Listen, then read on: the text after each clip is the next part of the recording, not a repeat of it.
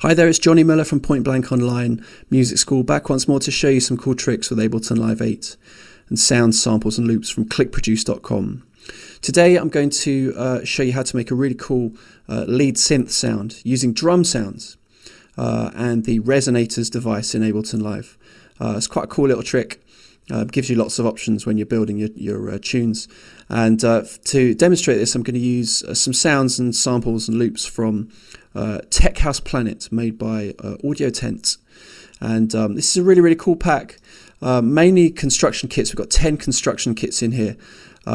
We've also got, of course, a folder for Apple Loops, Rex files if you use Reason. I'm just going to use the WAV files for now. And the 10 construction kits are essentially 10 tracks, 10 little loops that are broken down into their basic parts: drums, percussion, hi-hats, kicks, synths, etc. 10 tracks all separated off into their separate main root note. So I've used a couple of samples in the root note of C for this track. We've also got some drum hits in here, and these are the sounds I'm going to use to create a lead sound, because we don't actually have in this pack any lead synth single notes. But we do have, though, some really, really nice synth and bass loops. And again, broken down into their root notes. Got quite a few in here to choose from. And I've made up a little sketch in Session View here. Let's just show you what I have made up of some of the different loops, some of the different drum loops, a bass loop and a synth loop. So at the moment, these are my drums. And I'm actually really impressed with the sound quality of these sounds. Audio Tent have put together a really nice little pack here. Drum sound nice and polished, and I've brought in on top just a little bass riff, just again another loop, and I've added to that a synth riff, again in the root note of C. Now this is a much longer sample, and I like the rest of it, but I just like this idea of having a short loop. And in minimal tech and a lot of other techno styles, you tend to have quite short repetitive loops. So I've gone for a 2-beat loop here, just literally working around the beginning of this synth loop. I've also added in, I've worked on the decay of each sample as well within the loop, just using the transient loop mode and the loop envelope. And we did a tutorial on that a couple of weeks ago. So head back into the vaults and watch that tutorial to see how I did that. I also just took another portion of the loop and made a little variation, just so I've got something to use later on in the track, just to change things up. So in Session View I can just switch between those two. Okay, so that's the setup for the set.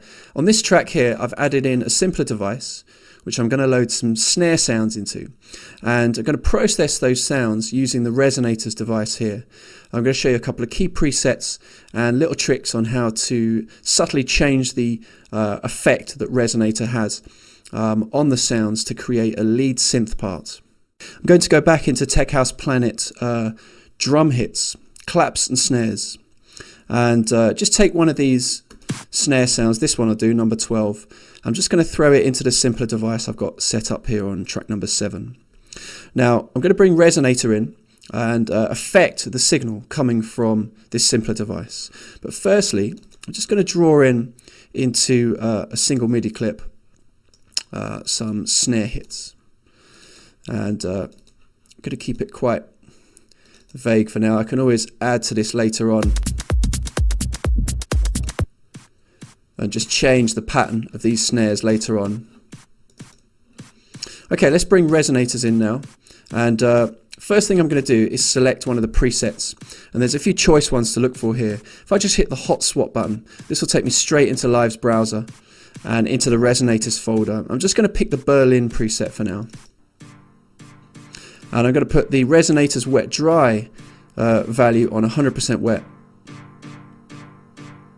So what Resonator is doing here is taking the signal from simpler, in this case a snare sound, and it's adding, with each one of these 5 resonators, it's adding tonal qualities to the sound.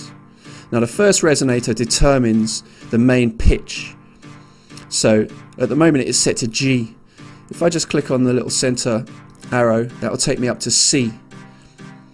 And that means now that the Resonator's effect is in key with the bass. And all the other musical elements of my track that I've added so far, because they all have the root note of C. Now, all the Resonator's functions here, we can tune, we can change, for instance, the decay to get a slightly tighter sound. Let's give that a bit more gain. Width gives us a mono effect. So I'm just going to bring that down a bit as well, just so we've got slightly more centered sound.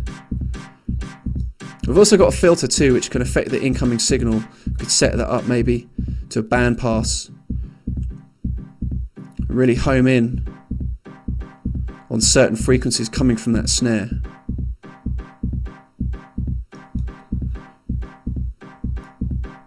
Let's give that a tiny bit more volume. Also just going to turn up simpler as well, so we get a little bit more out of simpler, get a slightly stronger signal coming into the Resonator's device. Okay, going to put the synth back on 6. I'm just going to move these notes around a little bit until I'm happy with the rhythm.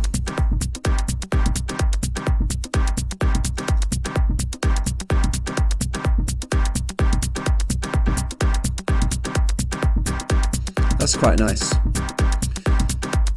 So from here I could use clip envelopes to change the value of this note parameter here, to get slightly different melody patterns coming out of Resonators. And now I've just changed that parameter actually on the device. It's open for me now in clip envelopes, ready to go. So let's just draw in some automation here inside clip envelopes. And I'm just going to tune these last 2 notes here, see how this sounds.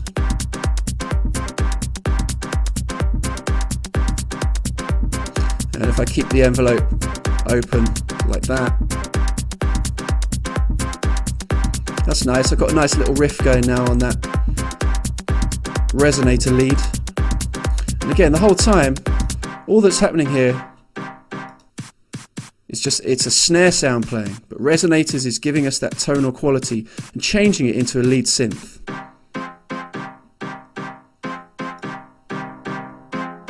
We can open up the decay.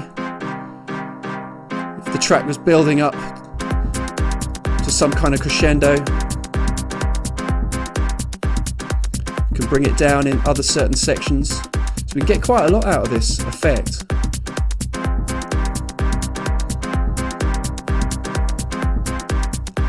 Now lastly, I'm just going to show you a way that you can use the functions of Simpler to change the incoming signal. Let's just move the start and end points of this sample to catch some of the different regions of audio in this sample and see what we get. So if I just move the start point in, you can hear it's drastically changing the effect, because I've lost now this little transient peak at the beginning of the snare. If it gets too quiet, I can just turn it up. Let's maybe bring that start point in and change the end point now. Kind of tighten that up. That's really nice. Need to turn the volume down a bit though.